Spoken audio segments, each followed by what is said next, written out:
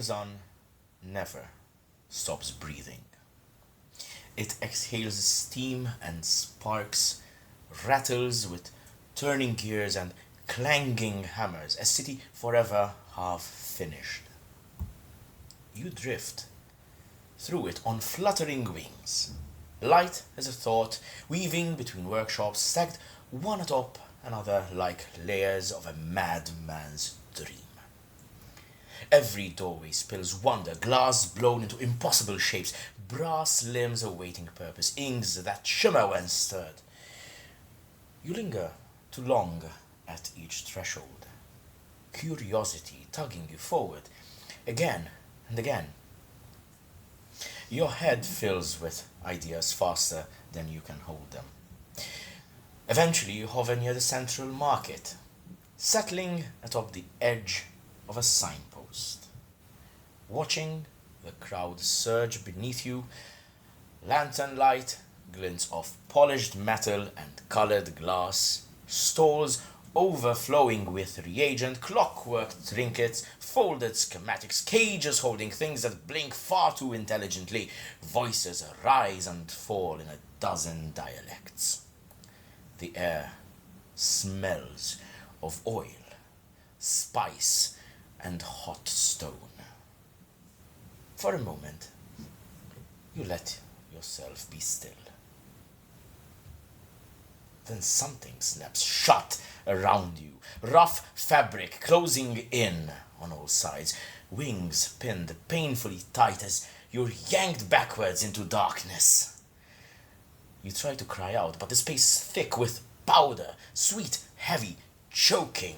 Each breath grows harder than the last. Your limbs go numb. Oh no. Your thoughts smear together as the city's noise fades into a dull, distant roar. The wonders of Mechnazan vanish. Oh no. Wait, am I starting this by being kidnapped? Most definitely, yes. Oh my god.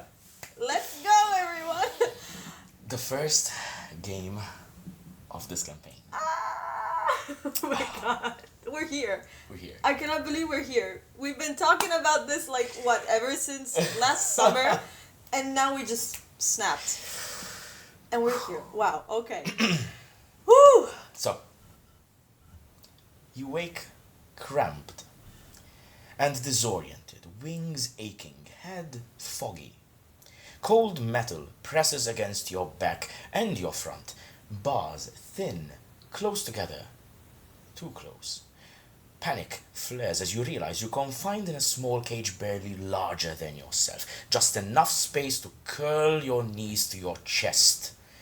The bars are narrow, precise, designed for creatures exactly your size. You lift your gaze. Below you, on a desk pushed against the wall, your satchel rests beneath a shelf. Every vial, every scrap of formula, every comfort you carry in the world lies just out of reach. Someone realized what you are, and they seized the opportunity. Can I swear? By all means, sure. Shit! Shit! Okay. Alright. Whew. Okay. Do I need to roll to see my surroundings? You can very clearly tell you what you have around you. Your cage is perched on a high wooden shelf, bolted firmly into the stone wall behind you. From your vantage point, a little bit high up, the drop to the floor below looks far more dangerous than it likely is. A fall that could break bones or wings if taken poorly. The cage itself is well made, slender bars set firmly together, about a finger width apart, too narrow for even your shoulders to squeeze through. The room beyond you is a cramped office, cluttered and utilitarian. A desk, a heavy desk, dominates the floor below you.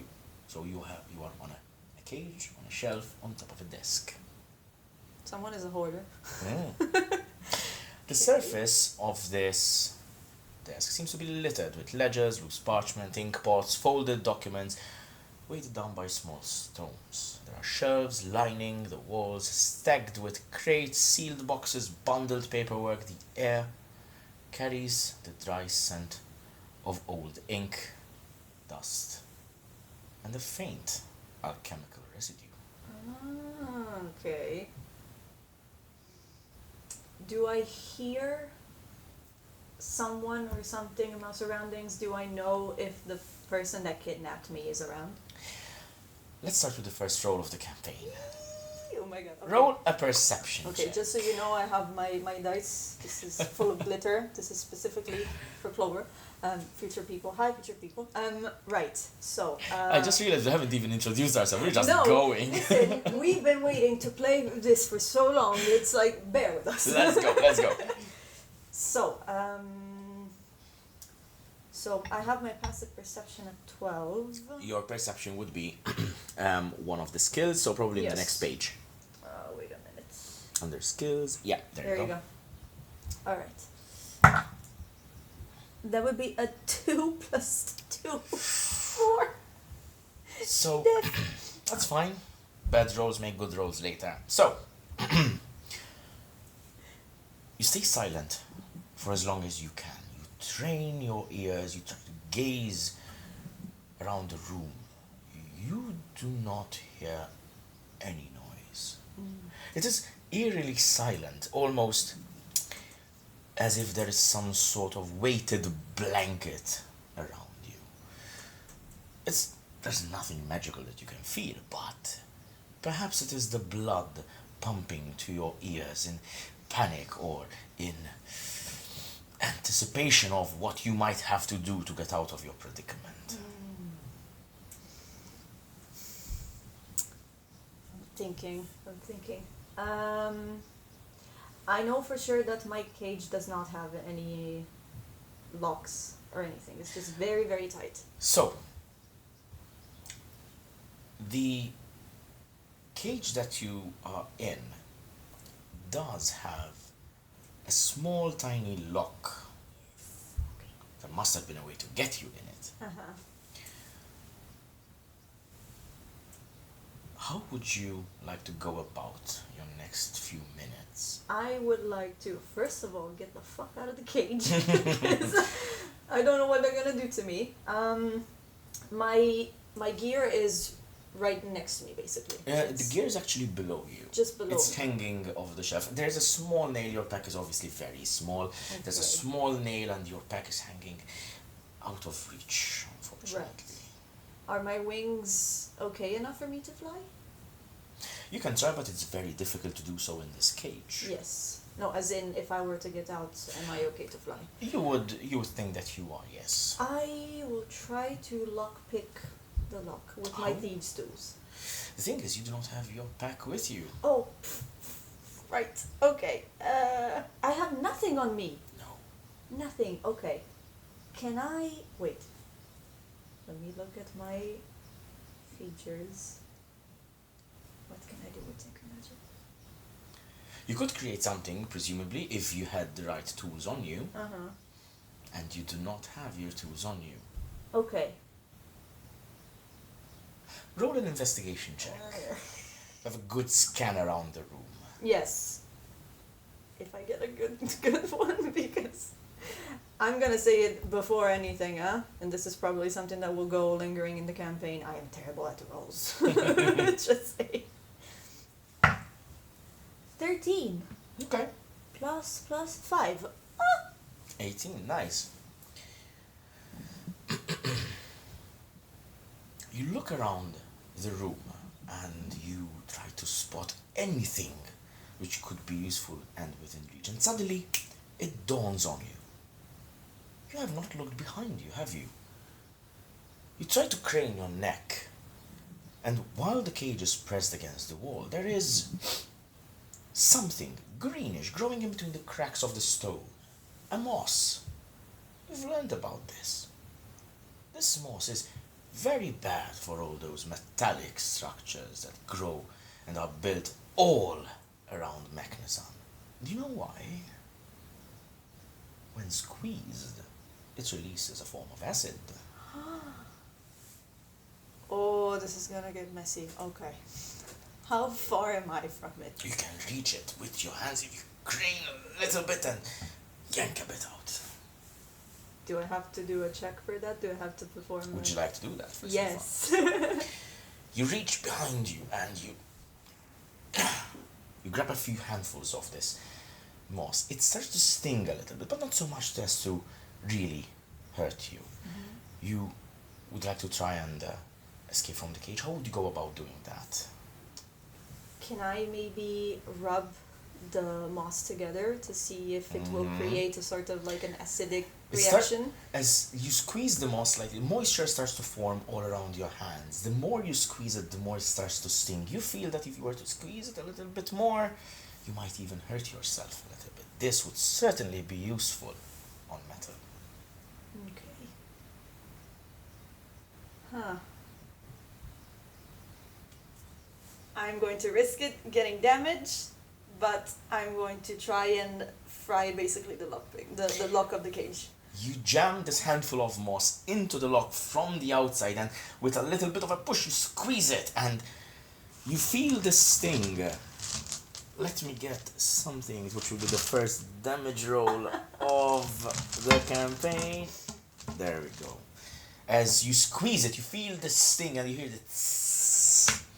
You take 1 point of acid damage, luckily enough. Because I have so many points. But very quickly you start seeing the fumes rising from the lock. As you quickly wring your hand and you draw as back as you can from the lock, you start seeing the fumes going up. This stench of this melting metal and acid dissolving it. And before you know it, that was a really bad sound effect, but I'll edit and post. That's better. There we go. You managed to push the door of the cage open, and for the first time since you've been captured, you can stretch your arms properly and you can stretch your legs and your wings. Okay. You are free. Temporarily, at least. I grab my stuff and my gear immediately. You zoom down and Clearly. quickly you take all your gear, your pack, you check everything is everything is there. Okay, awesome. You find yourself in this room, this office of sorts. There is, as I mentioned, the desk. It is littered with ledgers and papers and that sort of thing. There is small crates, seemingly sealed, nailed shut wooden crates on shelves. It's also some sort of storeroom, perhaps, as well. Someone clearly has been collecting some items here and keeping them, at least holding them for a time. You also notice that there is a door on the other side of the room, and the door is shut. There's no windows. No windows. So it's just a storage room with cluttered stuff and just one door. That seems to be it. Is the door big enough for me to even look through the peephole? So, If there is one? the door itself is wooden with metal bracings all around and large nails studded into it. Clearly someone wanted to really protect this room from outside interference. It does not have a peephole. It does not seem to have a lock on the inside, no keyhole, that sort of thing. But it does have a bolt, which is obviously open at this point, since there is no one else in the room.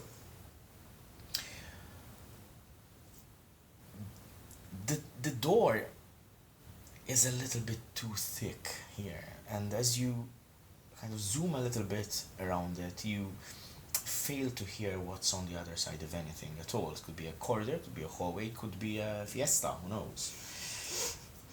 Okay. Obviously I'm not going to be able to move it. Might be a little bit difficult I'm for small. now. Okay. Right. Is there... First of all, I'm going to scan the room again Okay. to understand if there's anything that I can know of who I'm dealing with. Okay. Starting with that, I will keep your same investigation roll as earlier, since Uh-huh. you used it to kind of have a look around. Potentially, any information about your captor would probably be either in the desk in forms of letters or ledgers or that sort of thing. So logically, that is where some information may be. Something that catches your eye as you kind of scan around the room, one of the boxes on the top shelf seems to be a little bit precariously placed. I think you would manage to perhaps fly behind it and maybe drop it down or push it off, if you so need. Would that make a lot of sound? It definitely would, Shit. potentially, but perhaps it might be a way to get the door open. Mm-hmm. Do I see close by to where this tome is, if there's a spot where I can maybe hide temporarily? This box, you mean? Yes, the crate? where the crate is. You could very conceivably hide behind crates. I mean, keeping in mind that you are a tiny flying creature, even just flying above the door might be enough to keep you out of sight.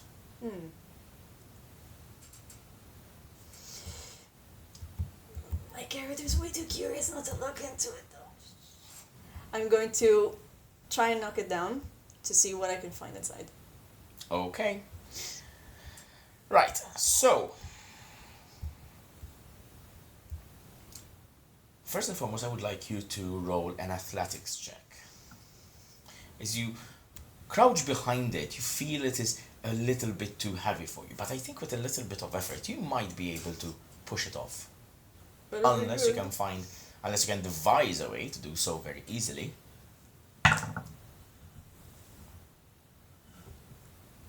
No, it was a 2. With 0. So Clearly, your strength may not be my strongest suit. your strongest suit. Oh boy. Try as you might, unfortunately, you cannot move this crate. However, there is a crack on the back side of it where you are trying to push. You could probably peek in there and see if you can have a look. Can I try and maybe Yes. reach into something? Of course. Okay, let's see. As you reach your hand in, you feel straw, like something is resting on straw. Smoothish, almost mineral feel, texture kind of. Like a stone. Some sort of stone, some sort of gem perhaps, some sort of crystal maybe, this kind of like minerally texture. Not very porous, but rough enough kind of to get the feel that this might be a stone-like object inside. As you put your eye to this very slight crack, you notice this slight glint, almost like this, almost brassish going into red-ish kind of glint. Why don't you roll an Arcana check for me? I was going to ask you, is it magic? Because 17 plus 5. Good. So, you recall from your relatively brief training with Bearing Tool, you have learned about various kinds of crystals and minerals and materials that may be used and employed for various kinds of scenarios, and some of them may be a little bit more volatile than others, and some of them, or perhaps a subset of these volatile things, do have a glint of a brassish, reddish sheen to them, and crystalline in nature. So, perhaps what you are dealing with is some sort of relatively volatile material in a very small box.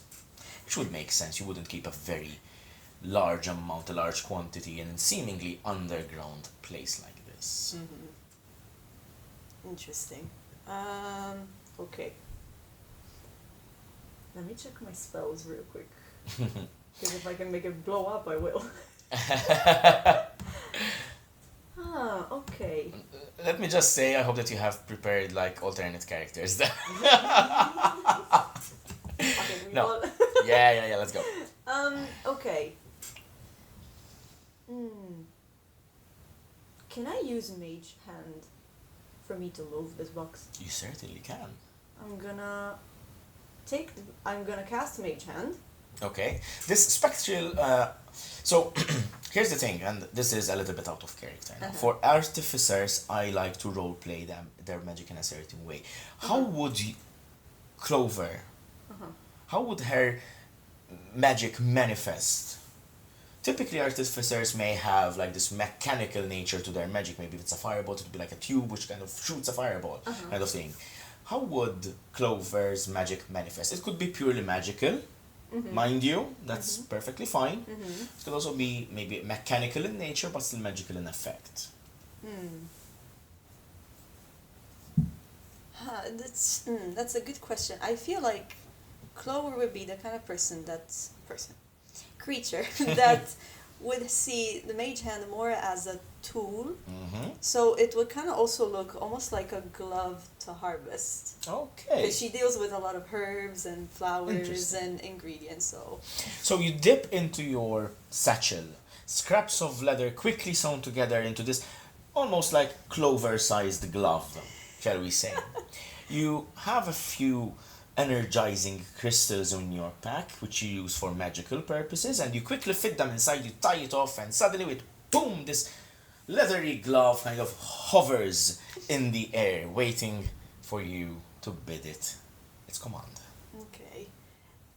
Is the box, is the crate completely sealed, or can the hand open it?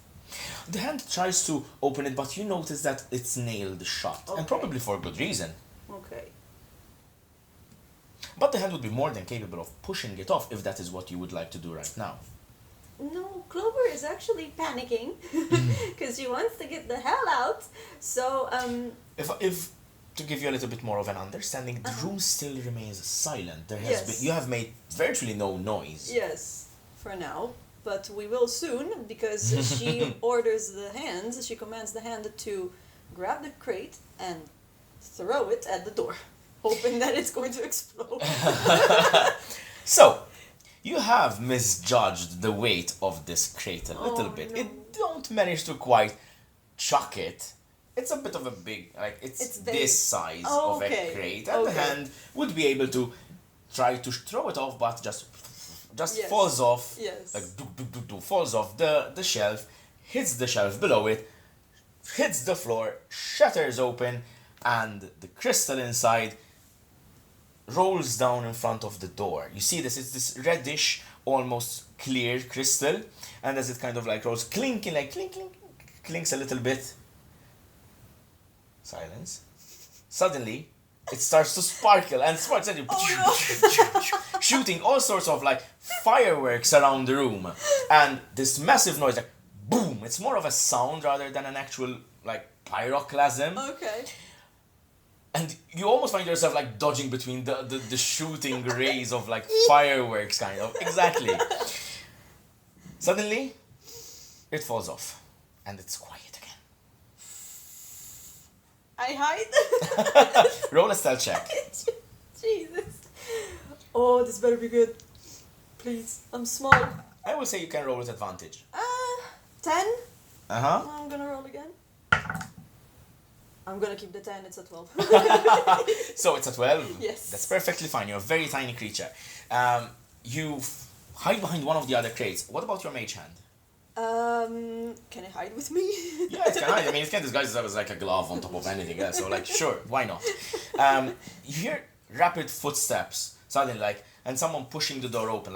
You feel the door jam a little bit. Can you hear it jam? And someone pushes it. And as the door swings open, a single person walks in. This gnome dressed in a tight leather armor and garments, a bit of a red cape falling off to one side, bald head, rather ragged features, showing perhaps that they're not quite, unfamiliar with combat or some sort of rough, shall we say, a rough lifestyle kind of thing. Maybe a ruffian or a bandit or a smuggler kind of vibe. Let's just say I won't have a glass of wine with them. Fair enough. Probably not. Okay. As they look around, they see the shattered crates, and they immediately look up at the shelves where it was. Kind of start to look around, try to feel for it, and then their gaze sees your cage open with the molten lock, and then fuck, and they run towards it, trying to kind of search for you, essentially. Are they still in the room? They're in the room where your cage was, just in front of the desk. Okay, I am going to command the hand to actually come out and distract them. Okay. Like this. And I try to go out of the door. Okay, very well. So,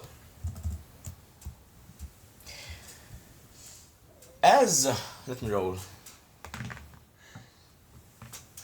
As the mage hand pops out and tries to snap the fingers, it doesn't really make it, just Yeah, just wave high. I don't kind of thing. them. It grabs the person's attention, and quickly as they turn, they quickly draw a dagger, and what the fuck is that? And they go to stab the hand. Oh no, poor thing. So as they stab the hand, they rolled a natural 20. Luckily, it's on the hand. They just pierce through it, and they crack the crystal within it and just falls limp on top of the dagger. They just swat it down like, where are you? Where are you hiding? Oh, you poor thing. Oh no.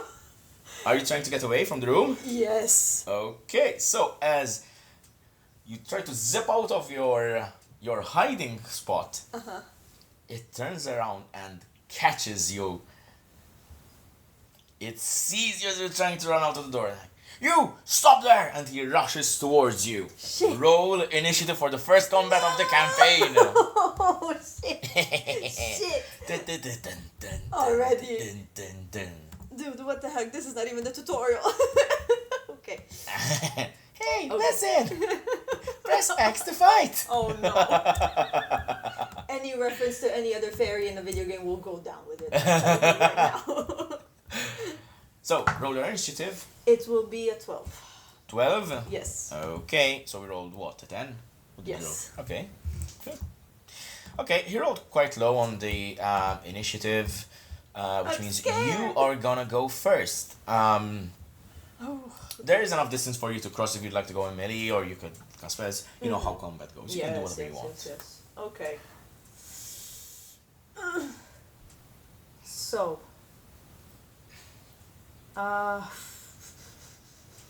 I'm not even going to try to get close to the guy. I'm going to cast a Ray of Frost. Okay, very well. So I believe that you roll to hit. Yes. Yeah. It would be...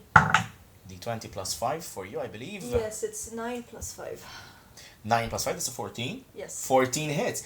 As you quickly... So how would this kind of magic manifest for you? Is it like some sort of tool that shoots a ray of frost, or is it actual ray of frost, like magic that you cast? Well, it would be somewhat of what I experienced as soon as I arrived, which is like a very cold sensation, which is more like a sharp blade. Because cold feels like very like piercing. Yeah. Yes. But okay, so you rummage into your pack just like in the magic that Yes. you made to create your mage's hand. You quickly reach, you fumble a couple of crystals as you press them together. It just poof, just shoots off Literally. this ray of frost, and it just blades towards this bandit. It would be 1d8, so it's 5. As it takes 5 points of damage, just ray of frost just poof, hits him square in the chest and almost knocks him back into the desk, like almost dropping his weapons. Its speed is reduced by 10 feet. There's still enough space for you, kind of obviously, to make it together. However, it quickly seeing you as you are fighting back, quickly reaches for the light crossbow, aims at you, and rolls an 11. What is your AC? I think it's 14. Let me double check. Yes. Mm-hmm. The ball just shoots past you into the room behind you in the open doorway. Yikes! And you hear this thing like bang, kind of thing hitting into another wooden surface. Fuck, and it starts to kind of reload again the crossbow. You have another shot. Go. Shit! Ah! I really don't want to like get close to him because I have literally the size of me. I have a dagger, but it's like what, a toothpick. Hey, people are afraid of needles. We don't have time for that. Okay. Let's see. Question actually. Yeah. When I have to, for example, cast Tinker's Magic, when I have to use the feature Tinker's Magic, It's a do I magic have action. to be out of combat? No, not necessarily. You could do it Okay. during combat, but that is a magic action, meaning you will Yes. spend your action crafting something. Exactly, which doesn't make sense in combat, or would be, I don't know, given attack of opportunity or whatever. No, I mean, if it gets close to you, it will have attack of opportunity if you try to run away. Typically, that's how attack of opportunity works. Okay. However, in this case, I mean, you could try to use Tinker's Magic if that is what you want to do. However, at this point, kind of, do you really have time to kind of craft something quickly mid-combat to use it soon? I was thinking of crafting oil to make it slippery for him. Well, you could certainly, like, rummage in your equipment and find oil, but you won't be able to use it this turn. Okay. What do I do? I really want to try and run, but he only has a crossbow Well, and the dagger. and a dagger, but he's Yeah. also.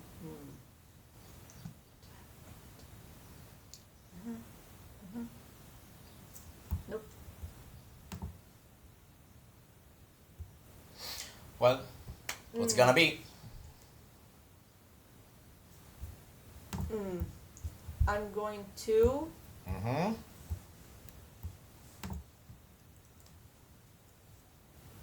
Can I throw my dagger? You could. You could if you want. A dagger is a thrown weapon. You could also cast Ray of Frost again. It's a cantrip. You don't have any limits on those, so Yes. if you'd like. But there's no limits of components. Yes. No, because It's a cantrip can be cantrip, yes. cast You're right, however you're many right. times you want. Let's try it again. Sure. Let's Works go. once. Let's try again. Shit. 2. 2. That's 5. In the heat of the battle, metaphorically, of course, you manage to fumble another one, and this time just shoot somewhere else, almost like entirely missing the general area where he's at. Let's face it, Clover is not really built for combat. At least she doesn't have a lot of experience in combat. No. None at all. The bandit quickly just managed to break himself off from the frost kind of that was surrounding him before, and rushes towards you, dagger drawn, and tries to stab at you. With natural 20. I'm sorry. What the fuck? This is the guy that dies natural I 20. see it. Sorry, Mechnazan, that's how it is. So, he's gonna deal. It's fine. How much HP do you have? I promise I'm not out to kill you. But that Famous is a last words. possibility. So, tell me, how many hit points do you have? I have 10. 10 hit points. Yeah, you're fine.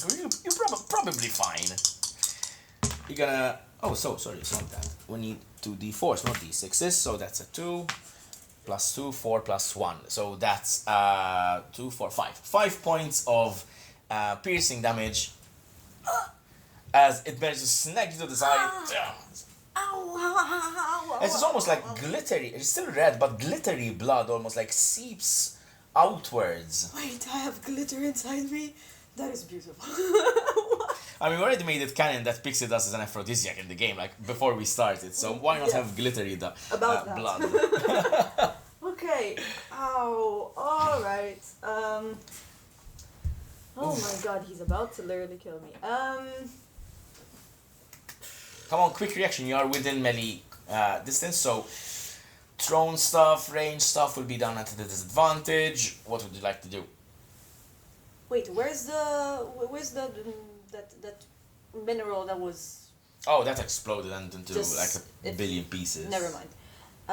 Okay. I mean, you could spot a few shards around the room if you really want to look, but it's not really the same crystal anymore.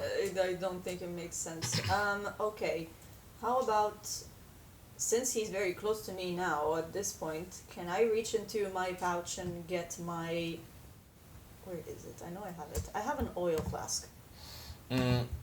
I believe that would be Yes. under your backpack. Yes. Can I get it and throw it at him so that it makes it, I don't know, either... I mean, you can douse it on him if you want. Yeah, sure, why not? That will... Some condiments, please. Sure. If I have to be served death, it might as well be seasoned. You... Shit.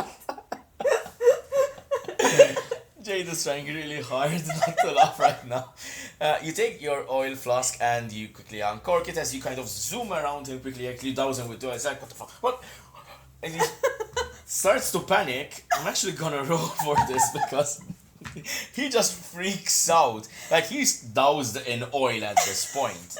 Like, he's freaking out. I will say that due to the action being really cool, he will have disadvantage on attacking you on the next turn, which he is going to do now, kind of like while swatting. He's not really gonna stab at you, it's more like of an unarmed Like kind of flailing. thing. Yeah, flailing with a disadvantage, and that's 6 to hit, so it doesn't hit. You manage to kind of like zoom as he's doing. Come on, what you want to do now? Wait, actually, do I want to set the guy on fire? Actually, I do.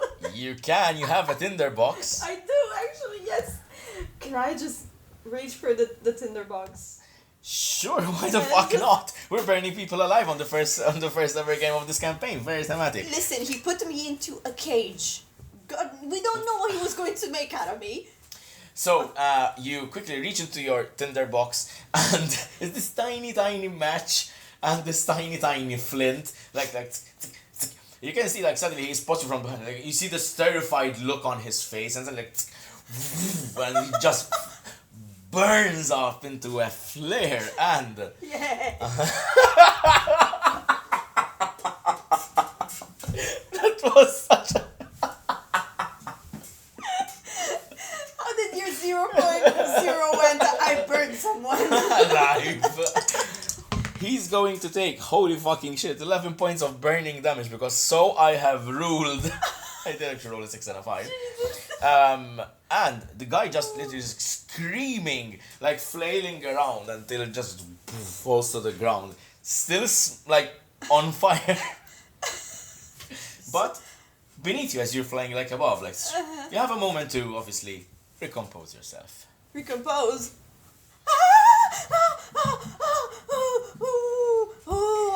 Okay.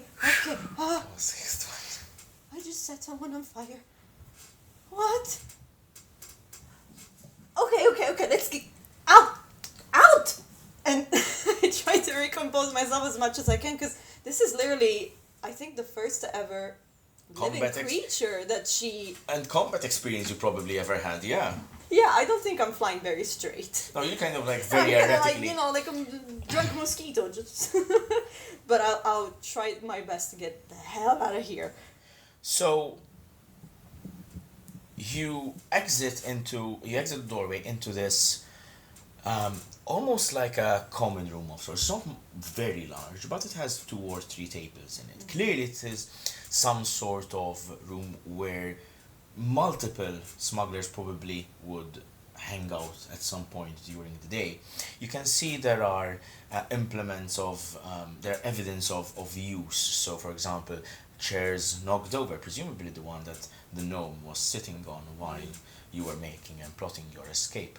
You see cards on the table, like a half-finished game perhaps left from the previous day there. You see a couple of coins scattered about, some sort of bet that they had going on. The room itself has 3 doors leading out. The first is the office you just escaped from. The second is a far more imposing, a heavy door of very dark wood, thick and solid, its surface bound with metal bands across it, secured by a very stout padlock.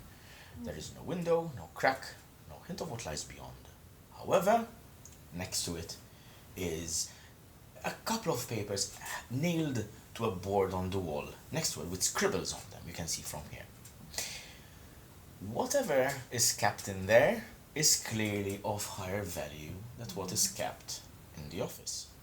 The third door is almost an afterthought by comparison. Plain wood, poorly maintained, its surface marred by deep gashes and punch holes. You could see through the splintered gaps like the slivers of light and the outside world.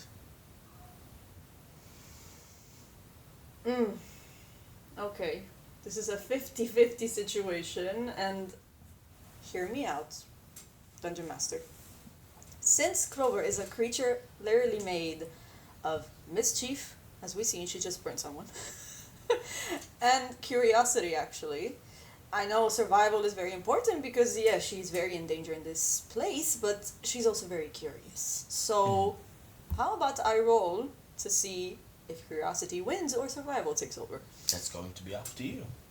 I will tell you, however, that the room is completely empty. There are no other smugglers or bandits in So the I room. don't hear commotion. No, I mean, you do hear noise from the door leading to the outside world, but that's potentially the outside world. Okay. Actually, before anything, in the momentary composure, since I know the properties are very useful, with the flask that I had for my oil, can I go and grab the rest of that moss? Very well. You make sure to really drain the oil flask properly. As you zoom back on top of the burning corpse. Trying to avoid. I'm not looking. Back towards where your cage was, you fly over the desk. Papers flutter about as you zoom up, and as you flying up, you go and harvest some of the moss. This time with your equipment, you have some gloves that you could use to avoid damage, and you squeeze it into the flask. You can add 1 flask of acid. Okay. Amazing. As you are finishing that up and you start making your way back, you notice the ledgers on the desk and everything, and some of them, one in particular, is open with a quill next to it. You see 2 items listed on it. One of them is fairy. And Clearly someone wrote you in the ledger. So I go and like, fairy? Yes. Fairy? I'm a pixie! They should know that. Or maybe that's how they write my name here. I don't know. But they were after me! They should at least know what I'm named! What is your passive perception? Because you clearly focused on that. So what is your passive perception? I think it's 12. Okay. Yes. 12. Okay, no, it's a 12. Yeah, you can be fine. So, as your eyes obviously scan the very outrageous fairy written, also beneath it, you see written down Ixeor's Grimoire. How do you spell that? Ixeor. Ixeor. Ixeor's Grimoire. This ledger seems to be obviously a ledger of items that these smugglers or the smuggling ring has been either stealing or kidnapping or abducting or smuggling through society. I don't think I've ever heard of it. Roll a history check. History. That would be 13 plus 3. So the DC was 13 on that one. So, cool. The name stirs something, half buried in memory. Ixeor is an obscure figure from academic footnotes nearly a century old, something that you had seen in Bearing Thul's workshop. He was, as you recall, a halfling alchemist. Brilliant, eccentric, who abandoned conventional study to live among the gnomes, drawn by invention and experimentation. Okay. Stories claim that his obsession with transformation grew so absolute that he eventually brewed a potion with himself as a component, and after that he was never seen again. What? That literally he cooked himself? Yeah. He may not have been of the soundest of minds. And I was worrying about burning someone, okay. Yeah. But very few inventors who achieve critical acclaim are of sound mind. Do I spark an idea of this, as in... Well, I think something like this might appeal to the general interest in alchemy that Clover has. She did, after all, practice alchemy under Bearing Thul, did she not? This was the art that she most closely found herself to be proficient Yes. in. So hearing about this mythical alchemist, Ixeor, specifically that his grimoire, his tome, his book, is somewhere in this compound. Might be quite, shall we say, tantalizing. Tantalizing enough, I don't even need to roll. I know I'm gonna go after it. Let's go. So, okay. Right, so Clover starts thinking. She goes, okay, I know I need to get the hell out of here. She takes the quill, okay, as much as she can. Yeah, the quill is fine. She just crosses it out. Crosses it out. Very well. This is Pixie, as bad as she can. I don't think she can write. What is your dexterity?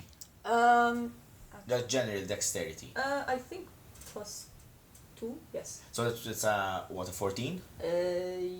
Yes. Yeah, you're dexterous enough to actually manipulate these kinds of things. These are much larger objects than you typically. I mean, a quill would be about your size. Yeah, exactly. You know, so you manage to kind of like, the same way a human would manipulate a broom kind of thing. You know, so you manage to dip the quill in the ink pot and kind of scratch it. Yes, and write Pixie. Yeah, sure, you correct it. Make sure to sign and date it as well as we do in the pharmaceutical industry. But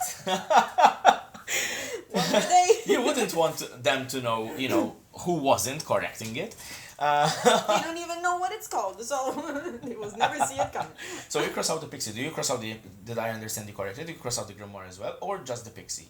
No, I just crossed the fairy. The fairy and the right Pixie. Okay, cool. Is this almost like writing with your non-dominant hand kind of thing? It's very or very like with the inverted P, like you know, the mirrored P on the. There's some spilling. There's some, you know. Blotches everywhere. It's like a kid, like a toddler started writing. To be fair, writing was never taught to you as you were growing up. It's something you picked up in the past few weeks. I'm just mimicking what I learned, you know. But you did actually pick up reading quite quickly. Okay. So. Amazing. So I'm not illiterate. Let's go. Yeah. Okay. Right. So I put that down, and I go. Okay. Now that we're sorted, I need to find this grimoire, but I have to get out of here. But if I know how to brew the potion, I don't need to, run anymore. Okay, let's do this. Fine. So she grabs herself, and she goes back to the door. The big padlock door, padlock yes, door. Yes. First of all, scanning. There's no one. There's no one. There's no one. Clearly, it seems to be some sort of like in the middle of the day where most of the members of this organization would be out and about scamming people or kidnapping people. Yeah. The guy who found you seemed to be one of the first one to hit their mark early on in the day. Okay. This padlock that I see. Is it very big enough for me to look into? Yes. Okay. It is quite a chunky one. Okay. I peep. Okay. What do I see? You notice the mechanism inside. Despite the size and imposing nature of the door, the padlock itself is relatively simple on the inside. It's a simple matter of having the right key to it.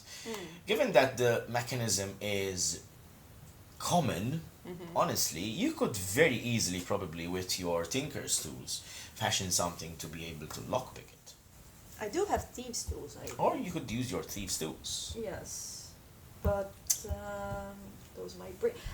I can make more. You could.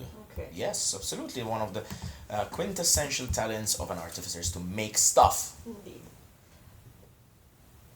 Can I use my feature? So can I spend an action to use Tinker's Magic and craft a sort of a lockpick that is somewhat looking made for this specific mechanism, okay, not just common thieves tools. It's you don't even need to use your Tinker's Magic. You do have.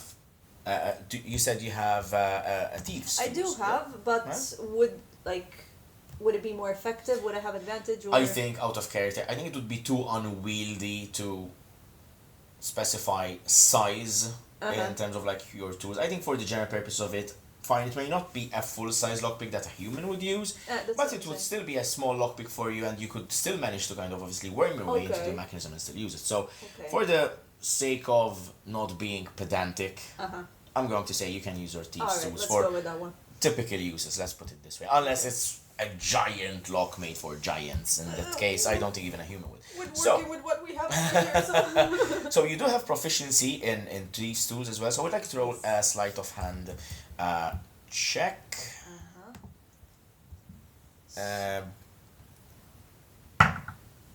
And add your proficiency, meaning you also add +2, is it? Yes. Yeah. So that would be 10, because 10. I rolled an 8. That's fine, no problem. You manage to actually worm your way in. You also get your shoulder in the lock and try to reach the spring that is holding the bolt shut. You don't manage to really unlock it, but you manage to snag the spring. You pull it back and then like click, it opens, forever perhaps breaking the lock, but hey, it's open. The lock falls to the ground with a large thunk, kind of like a metallic thunking sound. The door itself is visibly very heavy. However, the hinges seem to be very well oiled, and it very silently swings slightly out, just enough for a ray of light to filter in, along with our Pixie. Before I even enter, can I peek? Yes, of course. This area, this room, is essentially closet-sized. A very small chamber lined with racks and shelves that are completely empty. Its contents seem to have been moved or sold. One item remains, resting alone upon the center shelf. A red leather tome, its cover worn smooth by use rather than age. You can tell immediately this is Ixio's grimoire. Is it that, like, infinite as I can top it down? So, there is enough space for you to open it if you like. But it is, I would say, a fairy sized, well, a little bit more smaller than a fairy. It's thick rather than large. Okay. I'll try to Open it. Very well. The book is dense. It is heavier than it should be. Its pages inscribed with unfamiliar glyphs that twist and blur when you try to follow them. The symbols are unreadable on the cover. The moment your finger brushes the cover, the tome reacts. There is no flash of light, no sound, only a subtle, almost disconcerting shift. The book contracts smoothly in your grasp, shrinking down as it rests comfortably in your hand, perfectly proportioned to your size. It feels attentive somehow, as if it has recognized you. Upon its cover, you now read Prime Alchemus, and further down, Ixeo Grimpot. Grimpot? Would you like to read the tome? I'd like to get the hell out of here and then read the tome. Sure. I'm going to put, okay, first of all, I'm like, whoa, cool, let's get out. So she puts it in her backpack and she runs outside the door. And you said there were like, there's a third door, which is the one that's leading outside. There's no windows. No. What's the door looking like? It's full of holes and gashes. You can very easily slip through one of them. Okay, but what's outside? Well, as you put your eye to it, you see an empty alleyway. Somewhat darkened. The thing about Mechnazan is, it is underground. It does not have natural illumination. However, one of the things that very early on in his life, Burning Tool had proposed, and along with general funding from the government of Mechnazan, they managed to bore holes through the ceiling and install large and long crystalline deposits. Basically, when it is daylight outside, these crystals refract light and illuminate Mechnazan, and when it is night, they refract very gentle moonlight. So, Mechnazan itself almost has a day-night cycle as well. However, most of the time, it is still illuminated by lanterns and oil posts and everything. So, for all intents and purposes, it is still an underground cavern. The light that you can see, you could potentially say It is still early on-ish in the day, maybe a few hours after you were in the market fluttering about. Do I hear? You hear distant noise and clinking of metal, the general sounds of Mechnazan. You do not hear any speech or talk of any other figure close by. The alley in front of you is empty. And the buildings surrounding it do not seem to be very, very tall, so you could very conceivably just go out and zoom out of sight. Which is what I'm gonna do. Having potentially learned your lesson not to hang about as a fairy very close to the ground. Yes. Okay, so I will slip through one of the cracks and... You go through one of the gashes in the door. As you manage, it's like this almost like rhombic, like diamond-shaped gash. Potentially someone threw a dagger at it and kind of pierced the door or something. You first get stuck in it and like... And yeah, like with a puff of fairy glitter, you kind of like... And you flutter your way I'm up. envisioning Tinkerbell. Tinkerbell, exactly, getting stuck. That is exactly what I had in mind. So you manage to float up on the roofs, and you are on a collection of buildings. This is somewhat the shadier part of Mechnazan. There's really no criminal district as such, but obviously illicit activities happen everywhere around the world. This would be one of the shadier districts. The thing with Mechnazan is that if an area is abandoned, it would typically be because, as per the gnomish culture, they would find it as almost like desecrated, almost like it is not fit to be part of their society anymore. Typically, because gnomish culture reveres innovation, reveres reuse and the invention of new things. Even simply like shops or establishment being given another use, that is considered almost sacred to the gnomes. So if something is abandoned, something bad must have happened here that offended the gnomes deeply. Perhaps some sort of scam. Gnomes abhor scams. They abhor people trying to cheat others or cheat at inventing, claiming that something does this magical effect when in reality it is an illusion. Snake oil peddlers, for example, selling magical cures to ailments which they do not work, that they find abhorrent to their culture. So if an area is abandoned, they typically leave it abandoned. It's almost like unholy ground for them. Taboo almost to even just step within. For fear that they too might succumb to the temptation of being uninventive. Okay, interesting. Do I know my whereabouts in Mechanizan? Like, do I know where the exit might be? The exit to where? The exit To outside. You mean the surface? Yes. Unfortunately, that is very difficult for you to understand. You've never been beyond Mechnazan. I've never seen like how you're supposed to come. Mechnazan has two entrances. One leading directly to Clioth, Yes. and one leading towards what you learned, Lingmel, the halfling village, way down the underway. Stoneway, the underground like highway that snakes underneath all the continent, in the northeast of it at least. You have never been beyond Mechnazan. Mechnazan is absolutely massive. We're not talking about a couple of buildings. We're talking about metropolis, essentially, All right. of invention. And as you are fluttering about above the roof, for the first time in your life, you actually get a second to take in the view. Buildings stacked on top of buildings, like cubes on cubes, sometimes at jarring angles, almost as if like blocks placed on each other a little bit randomly. There is this level of randomness to it, but also this level of order, kind of. Like, if something is placed randomly, it almost seems like it was intentionally looking random. There is plumes of smoke going up from chimneys, from foundries, from forges, from inventoriums, from anywhere. And at the very far northeastern edge, you see this golden brass-like building built with a large cog spinning on top like a clock, what is known as the Royal Palace, the Mechanarium.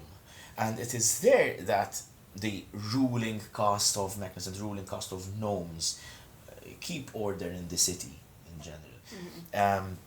It is a very weird society and a very weird culture in the sense they do abhor crime. They do not typically succumb to greed. It is outliers that do, typically. They're very orderly people, the gnomes. Their whole obsession, their whole focus is invention and creation, creating something new, giving new purpose to things, making sure that things thrive, because for them, that is almost reverence. It's the way they worship their deity, essentially.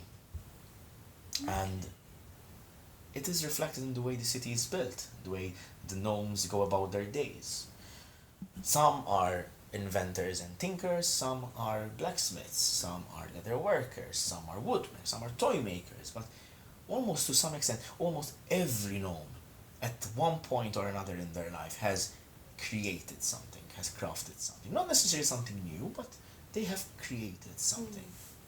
And this is the ones that create the most new stuff, the ones that innovate the most, are held in the highest esteem. And suddenly it dawns on you. Bearing tool must be fucking good. Yes. Damn, okay. By the way, do I know where Bearing Tool is at the moment?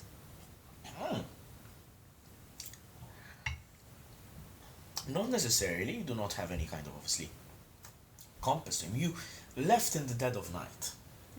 So presumably, from what little you have learned of Bearing, he would potentially be out and about looking for you.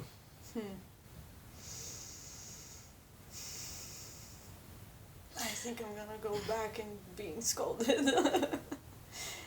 By the this is something that I want to clarify. The creature that kidnapped me, it's also a gnome. Yes. Okay. But am I the so Bearing Tool is the only gnome that saw me ever? And this one now. Well, yeah, Well, technically you- only living gnome, yes. living. Yeah, That one is a presumably yes. burnt chicken nugget now. Presumably yes. Alright. And something like in the back of your mind, you still hear the crackling. I will that will haunt me for a couple nights. Okay.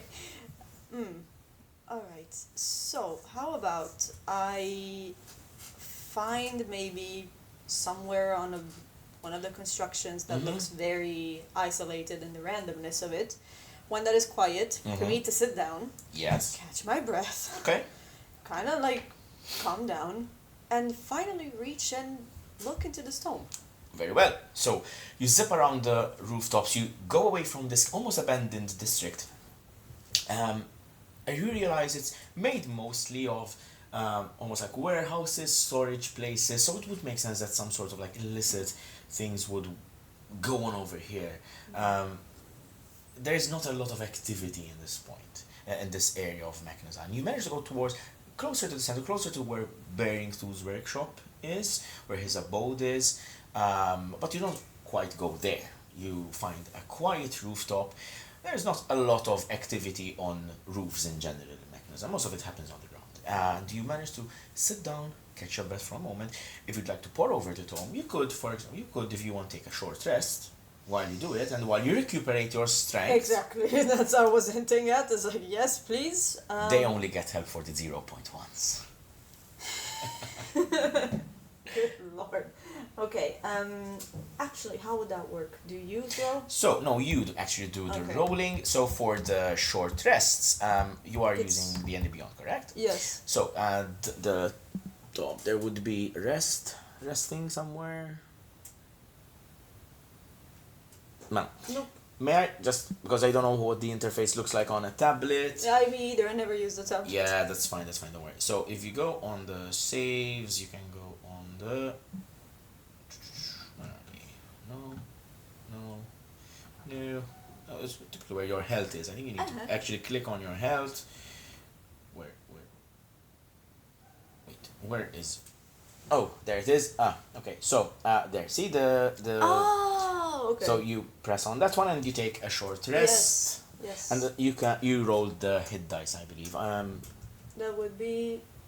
So you have one hit die. Yes. Okay, so you tick it off. Is there automatically apply healing? Untick it. Because you want to roll for Yes. it. Okay? Yes. So it would be So 1d8. 1d8 plus your constitution, I believe. Plus 3, it says. 1d8 because your constitution is Yes. plus 3, correct. Alright. That would be 3 plus 3. You got 6 hit points back. That's good. It's not bad. Actually, I think that takes you back up to 4. Yeah, almost. Almost. But yes. Okay. Good. You take a moment and you pore over the tome. A hurried flick through the pages yields little at first. There is a riddle of some sort scribbled on the first page. Then come the ideas. Most of the notes and half-formed recipes recorded within are marked with frustration or abandonment, formulas that proved impotent, unstable, or so catastrophically dangerous that even their author, Ixio, deemed them unfit for consumption. Marginalia crowd the parchment, corrections, warning, lines struck through with a decisive hand. That was not a book of successes, but relentless trial and error. Yet, one entry makes you pause. Near the end of the tome, written in a steadier script than the rest, a formulation you have never encountered before, titled The Elixir of Morphicon. The description is sparse. Morphicon, C-A-A-N. The description is sparse, almost restrained, but its implications are staggering. An alchemical draft capable of altering the imbiber's form, and not for moments, but for the span of an entire day. Okay. Your pulse quickens as you scan the ingredient list. They are far beyond anything you could easily procure. Rare reagents, esoteric compounds and materials whose names you recognize only from rumor or half-forgotten lore. This was no apprentice's experiment. This was the culmination of obsession, the peak of his work, his magnum opus. It is the final entry of the tome. Whatever became of Ixio, this was the last thing he chose to record.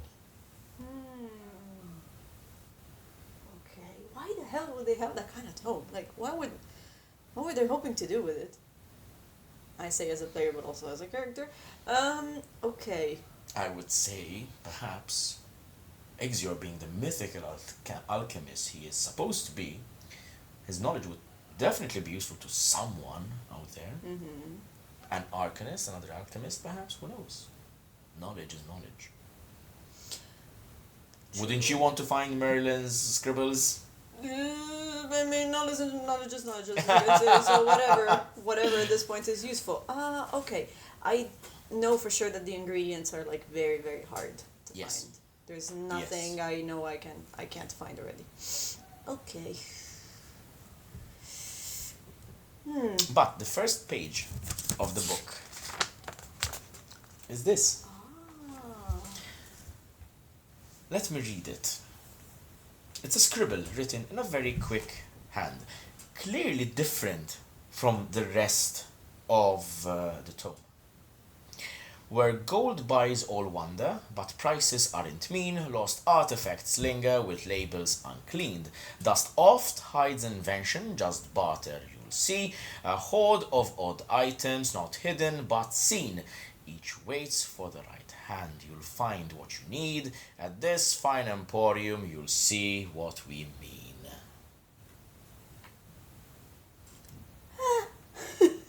This is literally heard you go, what? So, judging by this, I know each waits for the right hand, you'll find what you need. It's an emporium. There's a place that has all the items. Dust of hidden 10 inventions. It's riveling my mind. Wait a minute. Okay. While you're poring over it, what would Clover notice about the paper, about the script? Immediately, some words have, like, how's it called? Capital? Capitalization. Yeah. Yes. Let me. She You takes. can write it on the actual paper. Yes. You're gonna keep that. It's yours. Okay. So I'm going to take the little chalk from my little bag. A piece of charcoal. Yes. And I'm going to put these down, so it's G L G I L M E E A N E Gillibane? Gillibane's Emporium. You've never been there yourself, but you know the name well enough. An old show, a sham of enchanted wonders sold to the unwary. As I said earlier, among gnomes, invention is sacred, and to counterfeit is a quiet kind of heresy. Gillibane chose spectacle over craft, and when the truth surfaced, the place was simply abandoned, left to rot rather than be reclaimed. Some places are not cleansed, some places are just left behind. Gillibane's Emporium lies only a few blocks from here. The route is familiar enough by now, winding through forgotten service passages and quiet streets. You can go there if you like. So I know where it is. General area. General area. A cautionary tale among gnomes, so certainly Bering would have told you of it. Of course. You told me to stay out of it. Also told not to go out through the main door, but you didn't listen, did you? Nope. Okay. Okay, she puts this piece of paper, folds it in very tiny pieces. And it's like smaller and smaller and smaller. Till it becomes an inch thick. Yes. And the 1 millimeter wide. So good luck opening that. And she sets her mind for a bit. She lingers. The tome, there's nothing else that outside from this. Other than what I described. No. There's nothing else. So she sits with the tome. And she goes, Baron will absolutely kill me. Well, if he finds out I'm out, he will actually kill me already. But I'm tired of having to hide. Oh. What is Clover thinking, like after taking in this knowledge from Ixior's grimoire? She knows that there's a way to maybe stop looking the way she is. If there's anything, the word morphing sounds like something that changes your appearance. So she can only think that maybe the halfling had this last record because he maybe changed into something completely different. That they had no meanings anymore to write on a book. And Stands to reason. she's thinking, and she's thinking, and she thinks, if I don't do this now, I will never be able to get out. I will never be able to even just go outside the door. Look what happened. She's very scared. But she's also tired of hiding. And she's actually very, very curious to see what she can create instead. Without necessarily tinkering, but through alchemy. Interesting. Would you like to make your way to Gillibane's Emporium? Yes. You set off at once, keeping low and wary, choosing shadow over speed, determined not to invite further attention before you reach your destination. And let's take a brief break.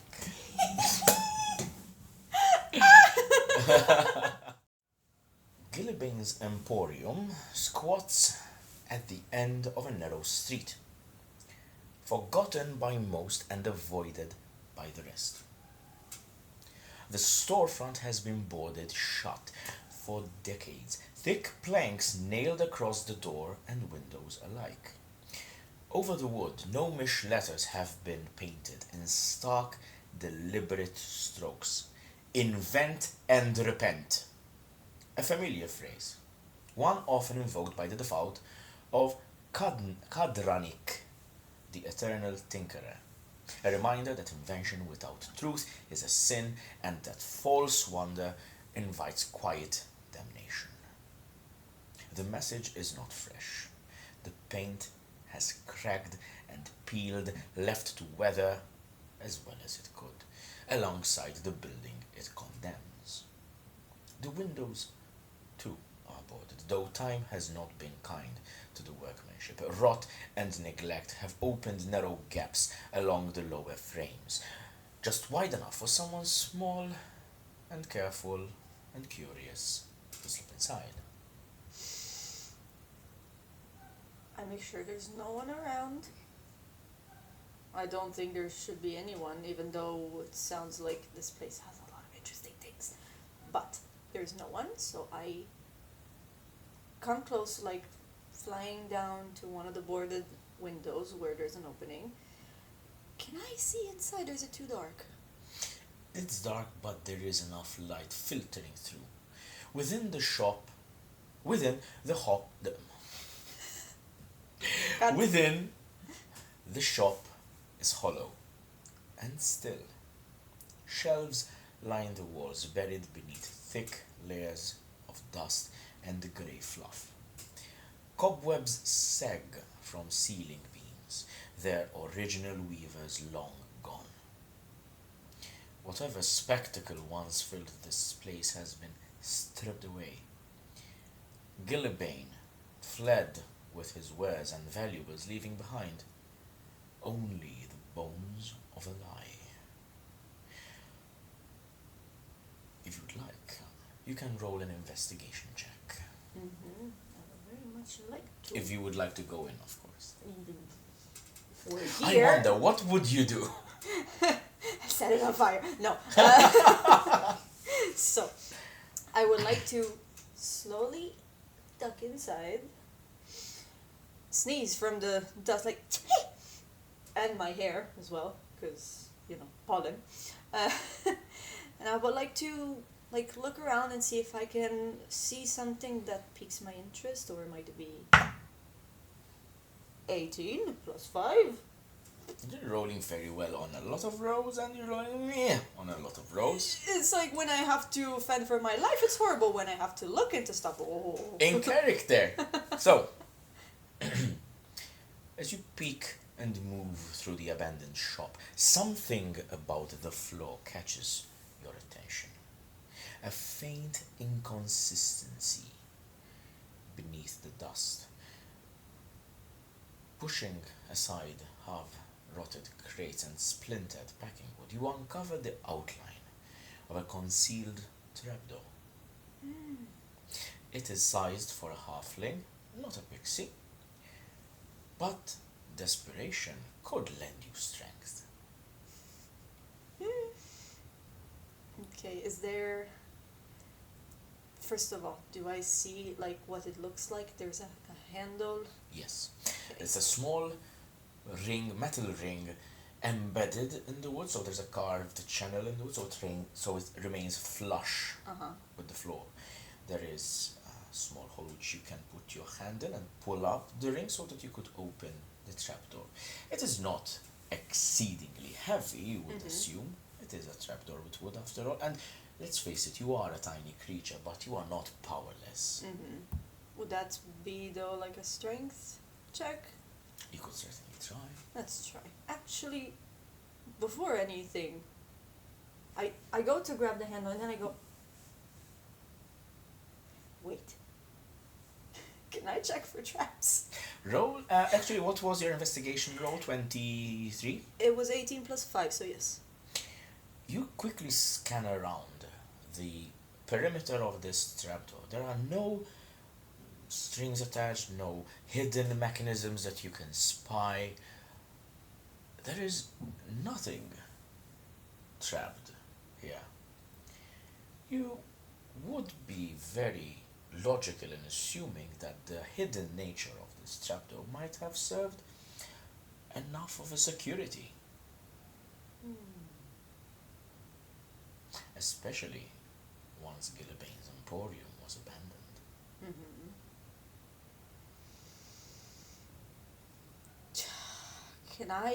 Can I manage to sense any magic? Is that something I can do? Roll an Arcana check.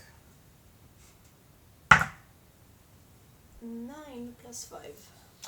9 plus 5, 14. So, you go to grab the trapdoor's handle once more, and just in the corner of your eye, you notice a very, almost imperceptible faint shimmer.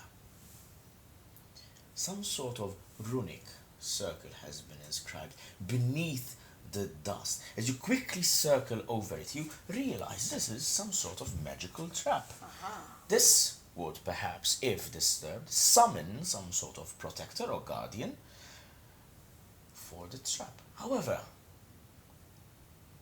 such magic is very crude.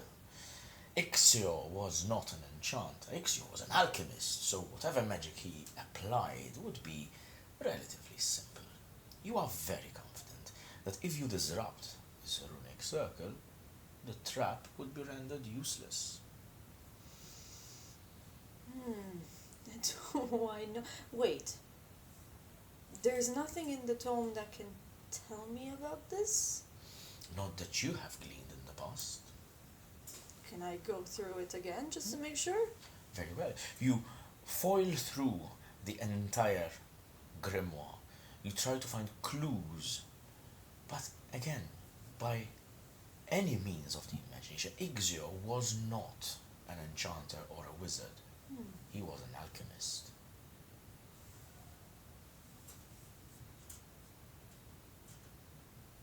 And I don't recognize the runes or the magic, as in it's something... As I said, the runes would probably summon some sort of guardian, But- maybe an elemental, maybe a mephit, maybe, who knows, some sort of magical or elemental or summoned creature that would prevent intruders into the lab. But, as the magic is quite crude, if you just disrupt the circle, perhaps erase a part of it even, it would render the magic useless. Or so you hope. Is it drawn? It's almost inscribed. It's inscribed in very shallow, faint lines, and it is within those lines that the dust has gathered, making it a little bit more visible. Okay. Can I tamper with the design? By all means. How would you like to do so? I do have... Wait. Well, I have my dagger, which I still didn't manage to throw. Can I just... Gouge lines in it? Yes. Very well. Much like you corrected the fairy into a pixie earlier, you do so again using a sharper implement on the runic circle. As you take the knife and you drag it across where the carved runes are, disrupting a few of them, suddenly the air shifts slightly, the dust jumps up, whirls for a second, and just showering you in dust. Bless you. The runic circle has been effectively rendered useless.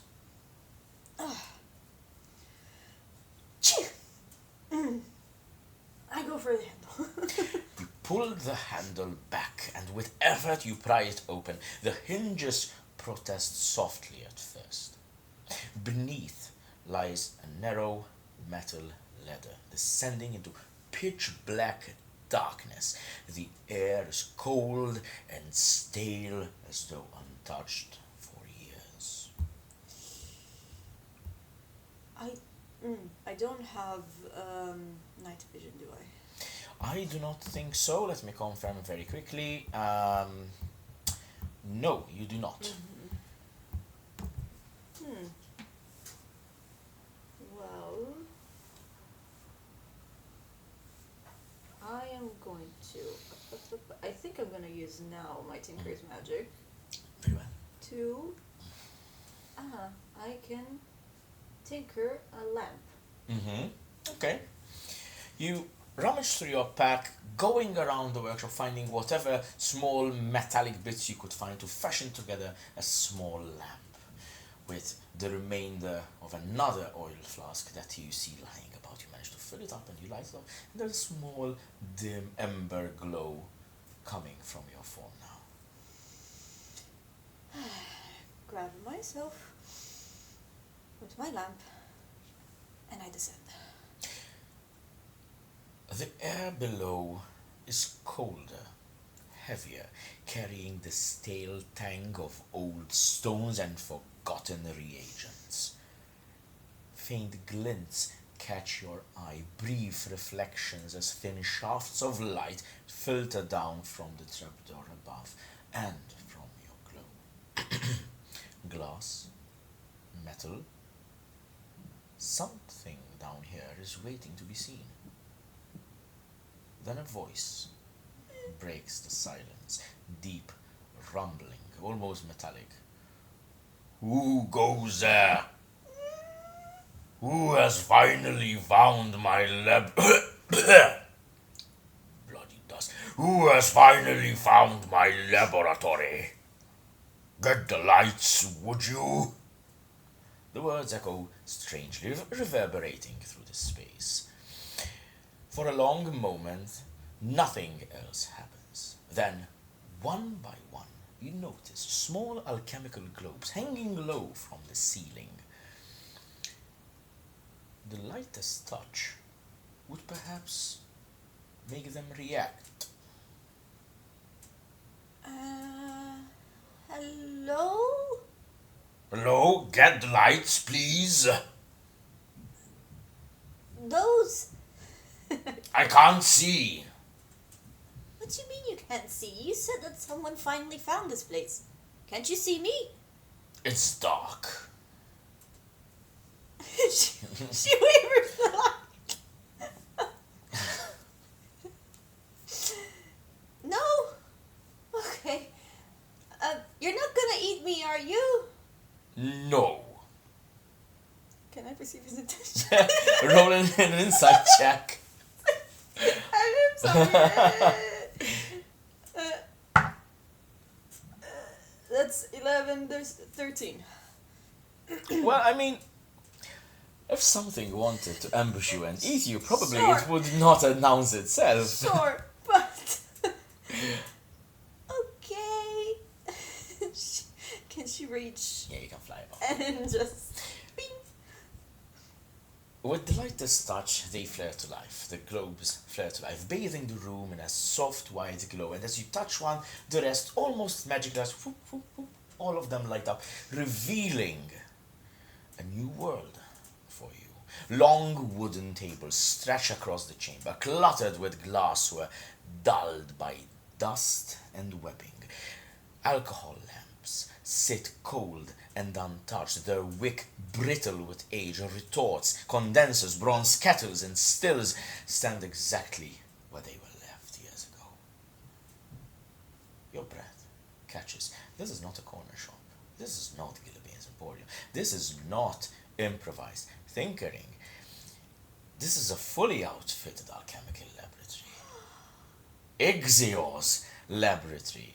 And at its center stands a low stone hearth. And upon it rests a brass cauldron, squat, heavy, and unmistakably alive. Its surface has been shaped into crude features, 2 uneven eyes, a lumpy nose, and a pair of expressive lips. The eyes track your movement as you flit from table to table, unblinking, curious. Ah! Come closer, creature. No! Why not? Have you seen you? I suppose that may be quite a fright to you. Rather, who are you anyway? Okay. She puts the lamp away in the inventory. Let me sign that real quick. What the fuck? And she goes, okay. She rubs her eyes, making sure that this is not a magic spell or anything. You do not seem to dismiss the image of the cauldron before you. It's still there. Still there. All right. Still seemingly looking at you. Okay.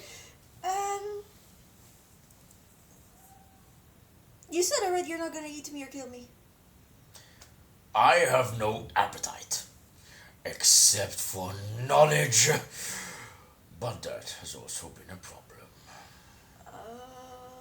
Okay. Right, let me get down. She just flutters down. And not too close. She starts to look at this thing. Because she's trying to... I'm like, It, for all intents and purposes, this is a brass, somewhat squat cauldron.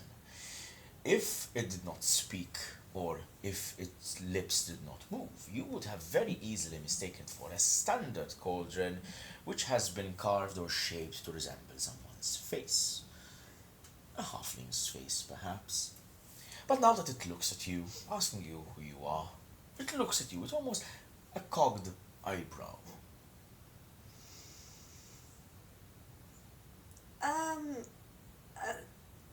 No, actually, who are you? You're telling me that this is more strange than what you are? Fair point. I am Ixior, he said with no small amount of pride. Master of... Wait. What's your name again? Ixior! Wait! She reaches for it. Is this yours? That is my book. How have you come across it? I stole it. Well, before you say anything, someone already stole it, and they stole me as well. I was kidnapped. Yes, not every day that you see a pixie, apparently. That's what I am. Hi. So, they stole this book, so I stole it back, because I read that you were very good at making a mess, but also alchemy. A mess? No, as in... Okay, let's start again. Hi, I found your book that was stolen, and I would like to give it back to you if you tell me, how did you manage to do this? Firstly, well done. Thanks. I burned someone. Looks a little bit like, what? They had it coming. kind of like, in the quiet, you hear like the bubbling, blah, blah, blah, blah, like on this. It almost feels like it's the cauldron thinking, kind of. Well, firstly, it must not have been easy to find my laboratory, and I am its master. Well, And quite clearly, the consequence of its final mishap. Yeah, no, it was actually quite easy because the note that was left was like in capitals and I read it, so a bit easy. Sorry. Well, I'm just roasting the poor guy. I mean, he's got the fire underneath him.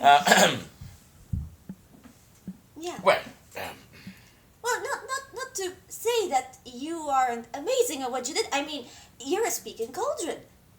I was once a halfling. Yeah. Once. What happened?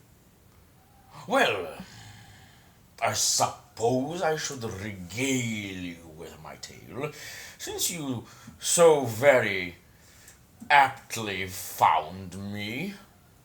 You see, I sought perfection, not imitation, not transcendence, and you feel like, even though he has arms, he would be kind of like transcendence kind of thing, very like grandiose, like gesturing, but he's a cauldron, I can only do so much. The elixir of Morphican was to be my magnum opus. Your what? Magnum opus. The work of my life. Oh, the last thing you put? Yes. Oh, so you're not gonna make more? How, little one? How am I expected to make more? I am a cauldron now. Exactly. You're the same tool that makes it possible. You just need someone's hands, I guess. I suppose. Well, you're still great. Just different.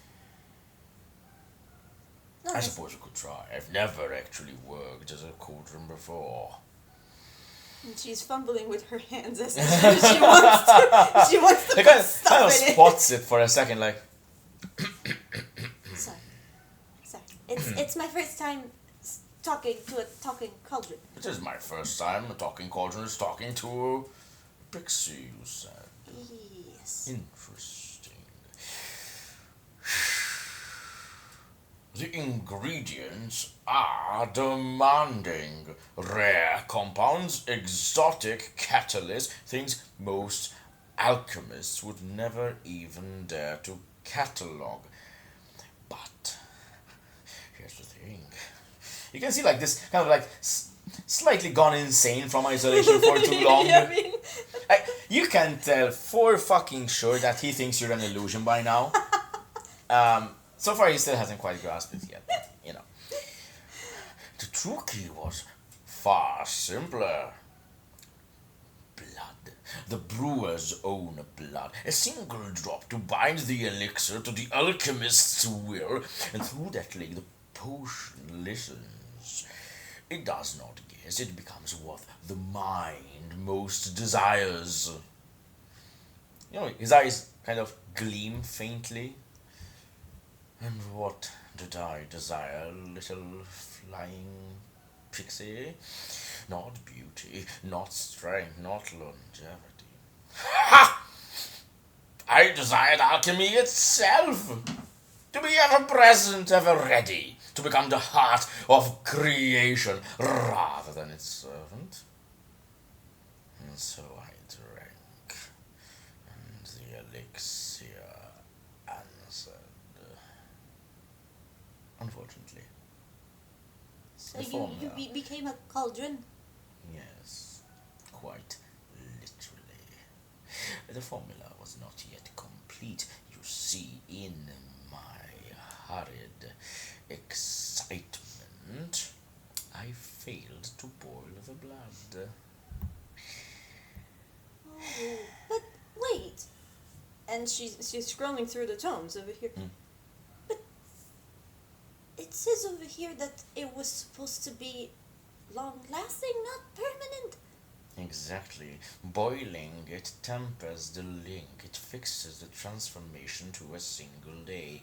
Without that sap, the form apparently persists indefinitely. And you can see now that its tone changed. Its eyes are fixed on you, sharp and assessing. And so, here I am, bound, thinking, waiting, a cauldron with a mind rather than an alchemist with a body. Still, a success of sorts, would you not think? Depends who you ask. I mean, you got what you wanted. You said you wanted to be a cauldron. No, not quite. I wanted to be the eternal alchemist. Oh, yeah. You're forever brewing stuff. Well, I suppose that is quite the literal interpretation that a potion would think that I wanted. But regardless, what brings you here, little flutterer? And she kind of like flutters down to the ground to finally rest because she's like, what the fuck, man? It's a bit much to take. It's like, okay, well, when I found this and I read about this morphing potion. It's called the Elixir of Morphican. That. I was hoping to maybe brew some for myself. You see, it's not very easy to be like this. I'm very tiny and very vulnerable, and people want to catch me all the time. Apparently I'm aphrodisiac. I don't know that. Well, the point is, I am tired of hiding and having to fear for myself anytime that I'm outside. And I cannot look like this no longer. I will not be stuck here just because of how I look. So I want to change it. But not permanently. I don't want to become a bottle or vial, whatever.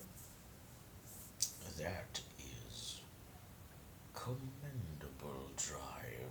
Your thirst to brew alchemy is driven out of a notion of survival and self-preservation. That is quite interesting. And you can see that almost as if the Cauldron wanted to turn and start writing notes, but then realized it could like... It's just sizzling. And almost like... Very well. You have piqued my interest. What is your name? They call me Clover. Clover, much like the leaf. Clover, yes. Well, I was born in a field of clovers, but I actually am more of a dandelion, but that's just another, You are a very complex creature for someone so small. And you have an interest in alchemy. Who taught you such ways? She wavers a bit, like, well, don't tell anyone. she looks at him like, please don't tell anyone. Well, have you seen a lot of pixies in your life? No. Right. I'm from apparently another realm.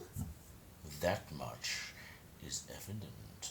And, well, where I come from, we are very, very close to nature, and we actually serve our queen that gives us a lot of knowledge about our flora and fauna, and we know the properties and healings of the plants and the soil and the flowers and the nectar and the pollen, and she keeps listing and listing and listing and listing. You can see his expression growing a little bit more frustrating with every list. And I just simply know that if you were to combine the right ingredients, you can create something which is very close to tinkering, but I guess, well, Bearing Tool told me actually about how to create. It's not like I have the concept of creating myself. Never heard of him. Remind me never to ask if Pixie again about how she learned something. Sorry. Well, the point Now, is... what is it? I want to brew alchemy. Very well then, and you shall brew. You wanted to make the elixir of Morphican, I see. Very well. Let us do it now, the right way. Are you sure you have it?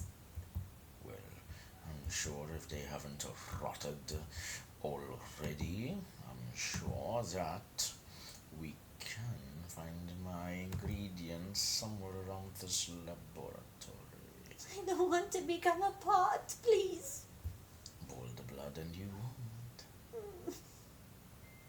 Now then, you will need the following ingredients: a mineral, an animal product, a fungus, a plant, and a solvent, and a catalyst, and then you must brew them together with your own boiled blood. Am I going too fast? I get it now. Sorry. Can you repeat slower? Very well. You must find in my laboratory opalized Grant stone. This is a rare and prismatic mineral found only deep beneath the caverns of Mount Titania. You must find a refined dragon bile, taken directly from a dragon's gallbladder. What? Never said it would be not icky. You must find the mycelic crown. It is a fungus, pale and crown-shaped. It exclusively grows in the swamps of Glomrift. Oh, wait. How am I supposed to get these? I'm sure I have some lying about. Perhaps. We shall see. You must find a verdant silver leaf from the lush forests of your home, little fairy. And finally, for solvent distal fjord waters from the fjords of Brody, but I am sure any other magically resonant liquid would suffice. And finally, the brewer's blood as a catalyst. Okay, she goes through the ingredients. Just going through them, even without trying to remember anything, you can immediately tell that sourcing this on a steady, consistent base is nigh on impossible. This kind of recipe was not meant to be commercialized to this extent. It was meant to be the ultimate discovery of a lifelong journey in alchemy. Purely his magnum opus. So it is at this point that you kind of understand why such an elixir might not have been so widely popular or available, apart from the fact that its original creator now is a brass cauldron, but it is not simply something that one just stumbles across. And she stops and thinks and...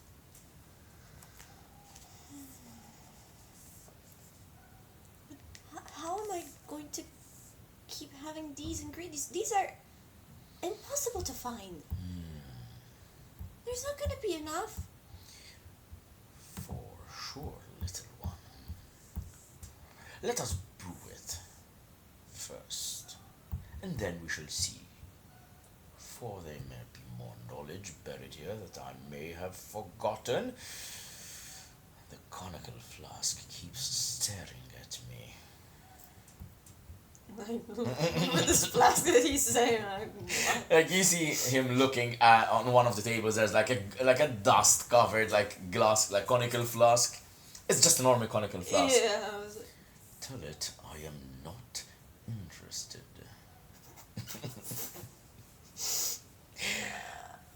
So, Ixir told you that his ingredients might be found in his laboratory. Obviously, to some extent, some of them might have been degenerated, so you might have to look around and try to scavenge as much as you can from this laboratory to try and find everything. Do I use, in this case, it's either nature or survival? So it's going to be a mix of things. However, at this point, since you're just looking for stuff in the laboratory, I would have to ask you to roll an investigation check. Yes. I will say you can do so with advantage because as you flutter about the laboratory, Ixir would probably direct you to where each ingredient would be stored. However, I need you to roll investigation to see how much of the ingredients you find. That would be 10 plus 5, 15. That's 15, okay. Very well, that's actually bang on average. Just so you know, and I will explain to the other players as well as we play along, for critical roles, no pun intended, honestly no pun intended, there's going to be like a failure, a low success, a middling standard success, and a high success. So obviously for those really meaningful roles that you do, you might just do a little bit, like a little bit of progress or a lot of reward kind of thing, you know? So, you flutter about the laboratory and you manage to just scrounge up the barest amounts necessary for a single batch. of potions. Now, a single batch will last at a medium-sized creature about 3 days. For a tiny fairy, tiny pixie, pardon, it will last you about 10 days. Okay. Beyond this, the ingredients required are so rare and geographically disparate that continued brewing in this manner would be untenable. However, for now, would you like to start brewing?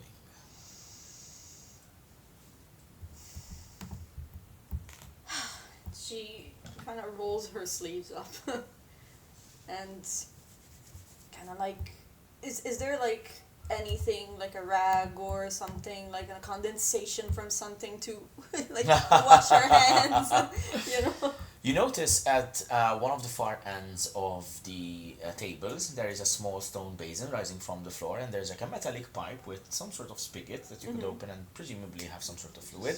You open it, it takes a few minutes until the water starts running clean, but eventually it does. Okay. You manage to wash your hands. And I fly in front of the cauldron again. I go, let's do this. Very well. Upon my direction, firstly, you must procure the distilled fjord waters. So, luckily, I have a direct reservoir somewhere feeding directly the tap you just opened. Fill a vessel and take it to a flask. And he directs you around as you fill this like glass flask with done into kind of like this tiny pixie floating about, like carrying these almost like pixie-sized jugs, exactly, kind of like this, or like dangling on top, kind of, you know, like a bee carries like stuff, you know, just holding it with your hands like this as you fly. And you manage to take stuff and you distill the water, you pour it into the cauldron, and then he asks you to get the opalized grindstone. You pummel it and you crush it in a pestle and mortar. You dip in the powder until and the solution turns almost like this opalescent, kind of like turquoise and dark green kind of mix. You pour in the refined bile. It is acrid. It is almost like stinging to your face, like as soon as you open the stopper to the small test tube. There is the mycelia crown, which is just a bit of fungus, but even touching it, it feels almost frigid. It is in fact from the swamps of Gloam Rift, in fact. And when you touch the verdant sylvan leaf, you feel almost like you're touching a piece of home. This is from Erindoriel, from the Fey realm. And as you tear it up and its sap kind of drips to the cauldron and you start mixing it, Ixeo tells you, finally, you will need your blood. Not a lot, a single drop in one of those watch glasses. And you notice there's like this, a watch glass. It's like a small plate with a bit of a concave part. It is actually sitting on top of a small alcohol burner, which you are expected to pour a drop of your blood, or maybe a couple more given that you're a pixie, and obviously boil it. She grabs the dagger,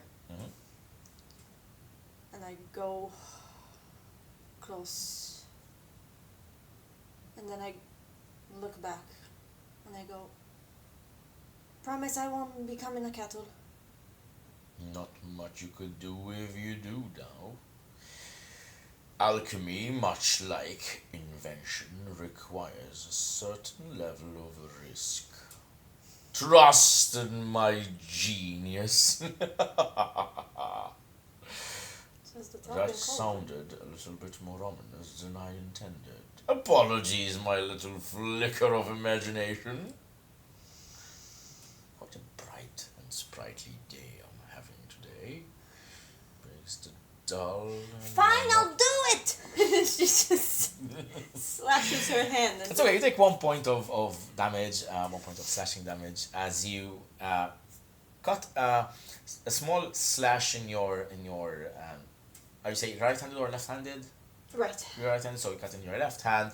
You drip a few drops of blood into this watch glass. I'm assuming you go on and strike it, like you light up the flame underneath it to boil it and go through the whole process. I start the whole process, Okay. yes, making sure that it's boiling. Yes, after a few little seconds, the blood starts to boil and almost starts to crust and turns almost to this dried residue on the watch glass. Ixior instructs you to take one of the metal scrapers, you scrape it off, and finally you drop it into the cauldron. Now I would like you to roll for me. We're going to do an alchemy, an alchemical check, kind of. Okay, so I'd like you to roll an intelligence check, so d20 plus your intelligence modifier. Are you proficient in alchemical supplies? Yes, you are. Yes. Yes. So I'd like you to roll at d20 plus your proficiency, plus your intellect. That would be 14 plus 3. So 14 and plus 3 plus 2 for your Plus 2, proficiency, yes. so plus 5. So that's 19. Perfect. Well done. So 19. With excellent, surprisingly excellent direction from the cauldron and your exceptional control and insight during the process, you managed to extract not 10 doses but 12. The elixir is unusually clean and resilient. Okay. What does it look like? This is the thing, you've poured so many various items in this concoction that it looks like a number of things. It looks like whatever you need it to look like. At the moment, for you, it looks like a clearish, almost like faintly red liquid. Almost has a bit of a sweetish aroma despite the stuff that you threw into it. Your thoughts change. You think of other events in your Pixie life, and suddenly the potion turns almost like silvery white, almost frigid, starts to frost around the bottom, and you can smell the cold, you can feel it waft off, and you feel that the blood almost formed like some sort of link with the potion. It almost feels like the potion itself knows what you want it and need it to be. You're very confident. This was a success. And I look at the potion and I almost like shiver from the cold because it kind of shocks me. And I turn to the cauldron and I show it to him like this. Exceptional. It looks like darkened oil. What?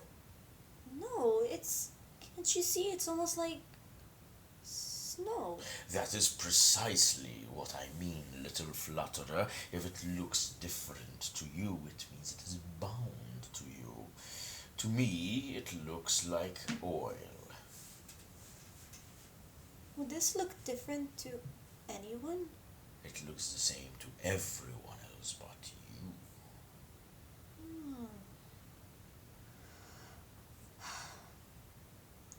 Down the hatch.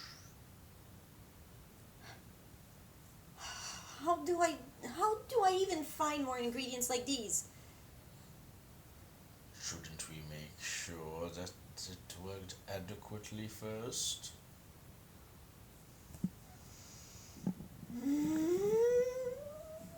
And she starts to kind of like bat her feet on the ground because she's like so scared and so frustrated. Cauldron. Ixior. Ixior. Yes. Do you have some way to reach out if I die? Potentially. Can you tell Bearing Tool that I tried my best?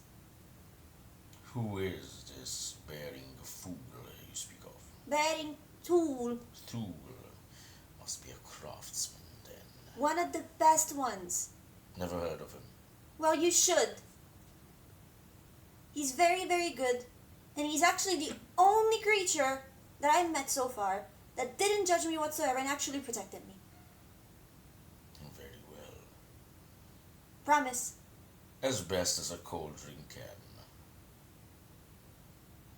And she looks around and I say, Can I maybe help you before I turn into something useless? It is kind of a figment of my thought to offer so, but let us see whether it works on you first, and then perhaps we'll find a way to get me out of my shell.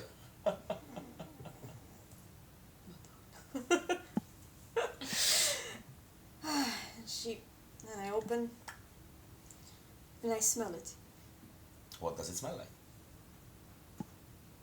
Pungent, but not in the smell, in the sensation. I feel like the hair is just freezing, like Okay. sharp. So cold, wintry kind of thing? Yes. Very well. If I do not make it, please remember to look for bearing tool. I will shout as best as I can. And I drink it all together, like all in one cup. One dose, correct? Yeah. Good. You feel this cold sensation spreading from your mouth to your throat to your chest to your stomach, and suddenly it feels like you are freezing from inside out. You try to resist the pain, but it's like you stuck your hand in a vat of ice for too long, and suddenly you start feeling your bones twist and stretch and your form lengthen, and what do you look like? Suddenly, in this immense pain of elongating limbs and growing bones, I see the floor where I'm standing just becoming further and further and further down. As your form stretches and lengthens and heightens, your whole form changes, not just your size. Your face changes into a more of a cello, aesthetic. Your hair, typically poofy and white, starts to slowly droop down, turn black, running down the back of your form. And I look at As my you skin. stop and you look at your skin, it starts to turn palish blue.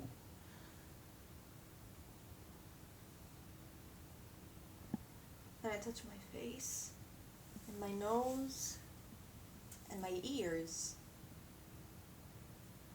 They're pointy. And I move my hair, because it's in the way, it's long. And I look around to find maybe a reflection of a mirror or something. You do find a relatively dusty brass plate, which with a little bit of cleaning, like with a bit of a wipe, you could see your reflection in. And as you pick it up, and this the brassish reflection, this yellowish, brownish reflection, you see a different person, someone. Despite you originally being a pixie, now you resemble something closer to an elf. Your wings are gone. Your hair is long, your form is tall, and your face reminds you of Amaryl. And I look at my reflection, and I touch it as to sort of like caress the lines. And I gently say, "Is this what you look like? Is this what I have to remember you by?" And I turn to the cauldron, and I say, "What am I?" The cauldron this time this position has changed. Roll an insight check first.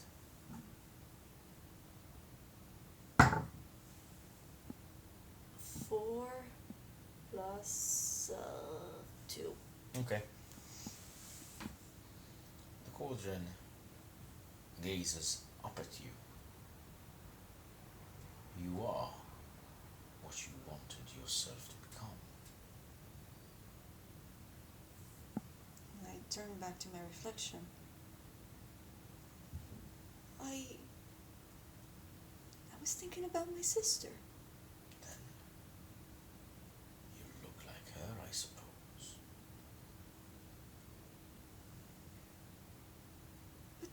She looks nothing like I remember by.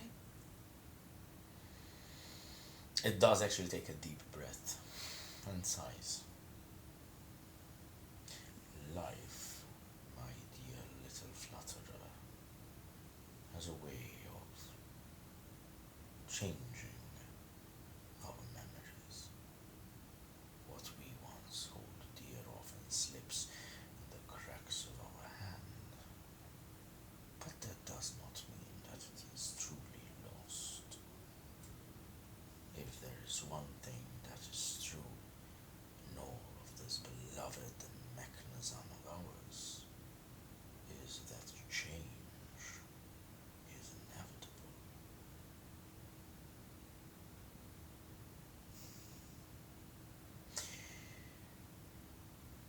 But you were right for your initial concern about the recipe's difficulty. During my last days exploring the elixir before I consumed it, I was also consumed by the need to find an easier way to make it.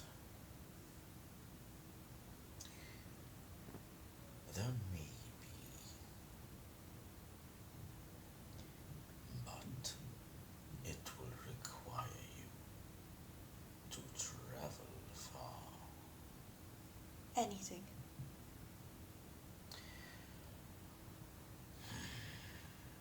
I had started to work on a magical vial made of the rarest crystal I could find, a singularis crystal. As you look around the workshop, you notice at the very far end of the laboratory there is a small kind of like workshop with tools where like glass blower and glass making tools kind of thing. And you spy from afar that on a small tripod there is like a twisted crystalline flask, almost like okay. Don't worry, it's okay. You can cough, Jade. You're in the room. Don't worry. Oh, no. You okay? It's fine. Don't worry. Okay. Need some water? You good? Hello, Jade. By the way, we do it every episode. Alright.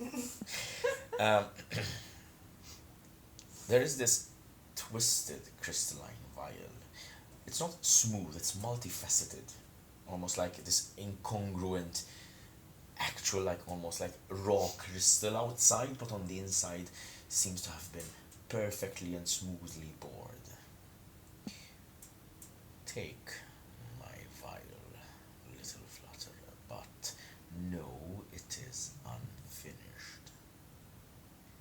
It requires one final ingredient. Valmithrium. Did I ever hear about this? Roll an Arcana check. Mithril.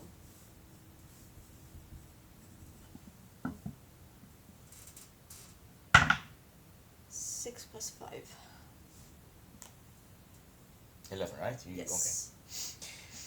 Okay. You recall fragmented notions of what Valmithrium is.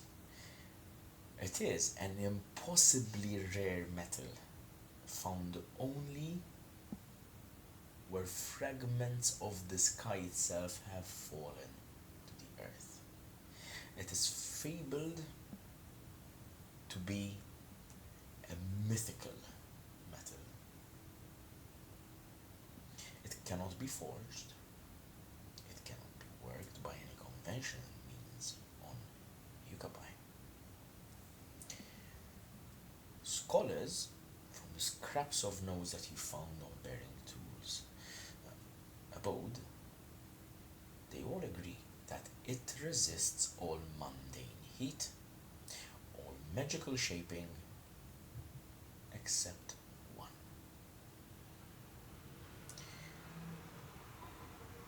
There is an item, a material called blaze pitch. I know it's a little bit of an information overload, but it's called blaze pitch. And it is a volatile mixture refined from the remains of imprisoned magma elementals. When added to flame, blaze pitch causes it to burn hotter than any known forge, briefly allowing Valmetrium to be shaped, not molded. Without the blaze pitch, something like Valmetrium is utterly inert.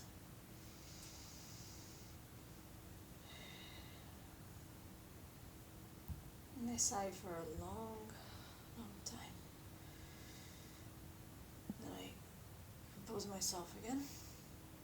Almost feeling like I need to not suppress my feelings, but kind of more like control them. And I say, it sounds like an impossible mission of a madman. Perhaps that is because a madman started it. Yes, but I'm no man. I'm a pixie.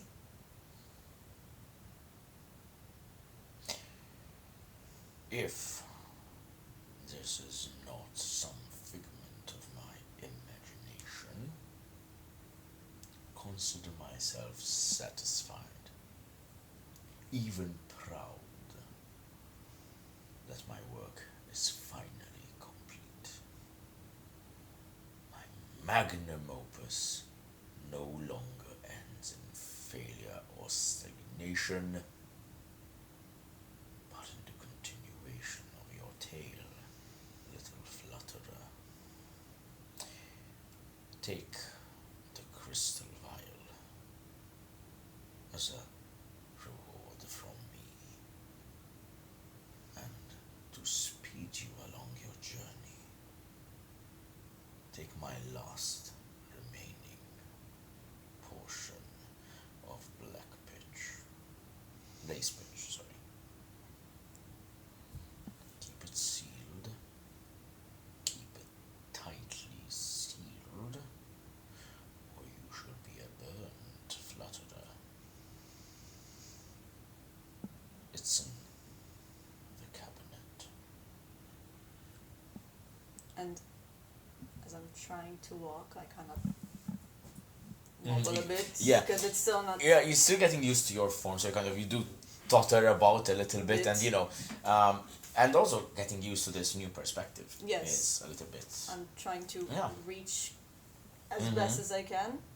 And As you open the cabinet, you notice it is full of various vials and glass jars with stoppered, with corks and stoppered in wax as well, and some of them have labels on them, some have not, and you manage to find one of them, a very small glass vial. It's this small, literally, almost like a quarter of a pixie large kind of thing, filled with this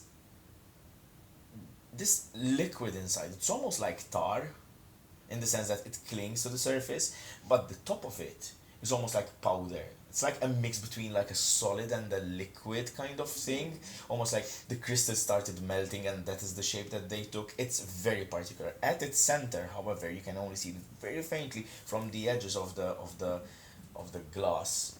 You see that it has a reddish center, but it's completely black outwardly. It's very small, and as you grab it, you can almost feel it's warm. This is for sure blaze pitch. And instinctively, I go to put it in my belongings, but I think I am.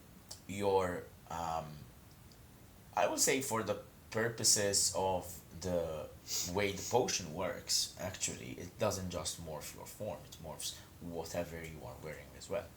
So your clothes have morphed, so now obviously you are wearing whatever rags and scraps you were wearing, but at a larger size, so that covers your shape, and also that your pack is adequately sized as well. And I noticed that, and I go, You might need to find more adequate clothing. yeah, not very fit for what am I? You seem like an elf. Elf. Elf. I would say that you probably have seen elves. Arendoriel is not exactly like strange to elves. Uh-huh. I think you would have seen a couple of elves in your life, but obviously none that look the way you do.